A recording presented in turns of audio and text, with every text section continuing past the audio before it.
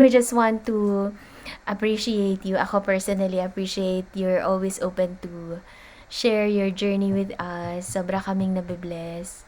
And sobra kang nakaka-inspire on how you, as a single mom, been able to sacrifice for your children, even the most difficult sacrifices, no? I just want to encourage you with that.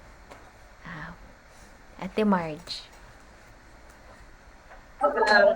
Yeah, and appreciate ko kay Sister Ben talaga yung parang earnestness niya and her willingness to be vulnerable about pag she's going through. Like even her, yung pag nagpa-backslide siya, she's very, she's very open about it. And yun, appreciate ko. Tsaka ano ko, na-encourage din ako to be as vulnerable as her. Kasi it's not easy to do.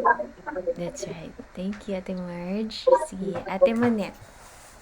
Ako siguro, yung kay Sis Joven, yung ano niya, very courageous, very brave with what she's going through, di ba? As a single mom nga. At saka yung mga challenges niya sa mga kids niya. Yun, that's what I appreciate. Very open din siya. Thank you, Ate Monette. Ate Mel.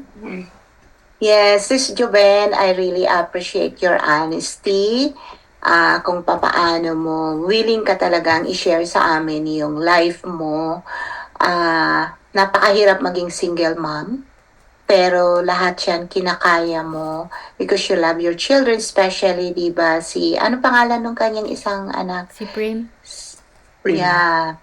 So, very, hindi basta-basta sa mga pinagdadaanan ni Sis Juben. So, continue, what you're doing to be a single mom, but very, very open to all of us. Maraming salamat, Sis Juben. Thank you. I'll stop the recording.